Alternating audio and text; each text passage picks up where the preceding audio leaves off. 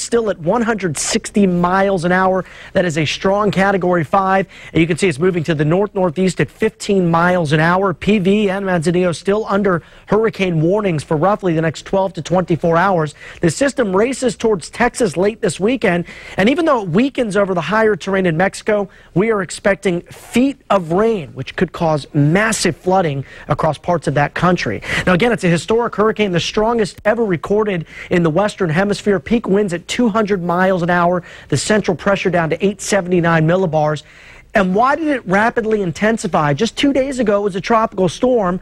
Well, the main reason, those warm ocean temperatures up into the middle and upper 80s, no wind shear in the upper levels, and no previous storms in the area. When that occurs, you get upwelling in the colder water, helps to sort of weaken the storm. That was not the case this go around. We'll have much more on Patricia later tonight and your local forecast coming up in about 15. CJ? Okay, thank you, Alan. So how big is this storm? Its impact could be felt across the southwest and parts of Texas. Elizabeth Herr has more on that. As Hurricane Patricia continues to strengthen, hitting toward Mexico, NASA officials say these satellite images they have captured are just jaw-dropping. And forecasters say with winds reaching more than 200 miles per hour, this is unprecedented. Thursday morning, it was at a Category 1 status, and it rapidly intensified into a Category 5 status. We're talking very dangerous conditions. Preparations and evacuations are already underway in Puerto Vallarta, Mexico, a popular tourist destination, sending travelers scrambling to leave town ahead of the storm. We have to fetch our connecting flight from Mexico to the Netherlands tonight, late tonight, so we have to fly out now. We're closely coordinating with Mexican authorities and advise U.S. citizens to follow Mexican authorities' guidance. U.S. officials are also on alert for residents in parts of Texas, still recovering from flash flooding with another storm. And now with news of this powerful system threatening to drench Texas with more heavy rain this weekend. Parts of Texas are actually already received over 3 inches of rain, 4 to 8 inches possible even into the next couple of days with locally higher amounts. Some locations in Texas could actually receive over a foot of rain. Already at least 100 flights in and out of certain cities in the hurricane's path have been canceled, and officials are warning residents to prepare for a significant weather event. Elizabeth Herr, ABC News, New York. And a Santa Barbara woman staying at the Four Seasons Resort in Punta Mita, Mexico, is on family vacation right now. Marjorie Large joins us live on the telephone. And Marjorie, can you hear me? Yes, I can. Thank you for joining us. Now, Punta Mita, that's what, northwest of Puerto Vallarta? Is that about right? Yeah, it's about 30 minutes drive, I'd say, from Puerto Vallarta, which is where we flew in last Saturday. So what are the conditions like where you are right now? It's been steadily raining, actually, all day long, but it's starting to get, the rainfall's starting to get heavier now, and the visibility is getting a little bit worse. I mean, you can see that there's definitely a tropical storm, if not a hurricane coming. It's getting, the wind is starting to pick up, but we've been watching it all day and actually moved to the hotel at 1 o'clock local time. And you said just a few minutes ago that the hotel general manager just gave you an update. What did he say? He said about, this is probably an hour ago now, that the hurricane did land or hit Manzanillo, and they had reports of winds up to 240 miles an hour. He said that it doesn't look like it's going to come as close to Punta Mita anymore, and so we're not in the line of the hurricane necessarily, but as of between 8 and 9 p.m., everybody will have to be in the center ballroom, which is protected because the winds could be a Category 1 or a Category 2 hurricane, which is, Punta Mita is about 150 miles away from Manzanillo. How many people in your hotel right now, do you know? I'm sorry, what was that? How many people in your hotel, do you know? I'm guessing there's about 300 to 400 people up here right now. And quickly, we're running out of time, but when did you find out how big the storm really was? My brother-in-law actually started watching it on his phone a couple of days ago, and so we were made aware of it, and then the hotel distributed notices and made phone calls to kind of keep us in the loop. They've been fantastic about keeping us informed. Okay, Marjorie Large, thank you very much. We're thinking of you, and please be safe. One group watching the storm as it bears down on Puerto Vallarta is the Santa Barbara Sister City Committee. News Channel 3 senior reporter John Palmentary has been in touch all day with them. And John, if the folks in Puerto Puerto Vallarta ever needed us, it's right now.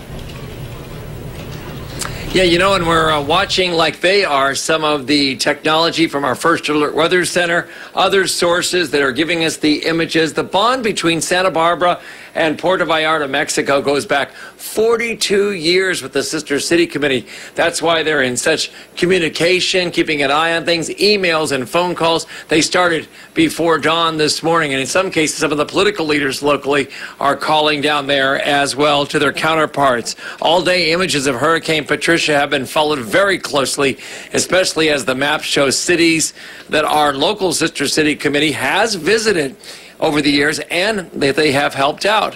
For now, the needs are not specifically known, but the plans are being made in anticipation of both housing and medical needs. And then I've made several calls to Puerto Vallarta and to my friends, and they're all closed down all the shops and cleared the streets and moved tourists, get them into safe places, and hunkering down to getting ready for it, and they're waiting for it. And Gil Garcia, as you may know, is a former city council member in Santa Barbara, so he has both political and the cultural connections with Puerto Vallarta, Mexico. And he says the group is also in touch with the locally based direct relief. Together, they're going to make an assessment as the hurricane passes through as to what medical needs will be necessary and other needs that can be sent from Santa Barbara down to Puerto Vallarta, and that'll be assessed over the next couple of days as the hurricane, the eye of the storm, passes through. And of course, Alan will keep us posted on where it's going, what it does, what the impacts are, the winds, and the rain and flooding. We'll have more at 6 o'clock. Reporting live, I'm John Palmentary, News Channel 3. Okay, thank you, John. And a travel agent from Ventura is in Puerto Vallarta tonight. She's there for a family vacation and to scout out locations for her business. News Channel 3's Kelsey Gerken spoke with her this morning as she and her family loaded buses headed for a shelter. We've got buses all ready to go here for us. Tourists are being evacuated from popular hotels as Hurricane Patricia swirls in with historic power. Winds have been recorded at more than 200 miles an hour inside this storm, making it a Category 5 hurricane. Desde ayer por la noche alcanzó la categoría número 5. The National Hurricane Center says Patricia is expected to make what is called potentially catastrophic landfall in southwestern Mexico, and that includes popular resort town Puerto Vallarta. A Category 5 hurricane is supposed to hit today as early as 1 p.m. Ventura resident and travel agent Alyssa Dent is there. Airports have been shut down, and now her and her family are stuck. We are being bused to a nearby private school shelter. And I don't have too much information. This is what the outside conditions look like right now. The site, literally the calm before the storm. Along with its destructive winds and storm surge, forecasters say Patricia could dump 8 to 12 inches of rain across parts of Mexico, with some areas getting as much as 20 inches. That means life-threatening flooding and mudslides are possible. But the Dent family is keeping spirits high and preparing for what could be the worst storm to ever make landfall in Mexico. And my family, Bob, Bailey, and Zachary, is sitting right here, and we are waiting for a trip. Thank you. Appreciate your concerns and prayers. We are going to be safe. We all have shelter, food, water.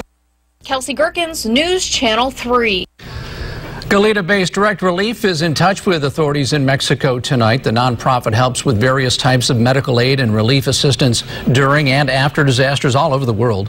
The team at Direct Relief is carefully monitoring the storm and the damage it causes. If you would like to help out, 100% of your donation will go to support Hurricane Patricia response.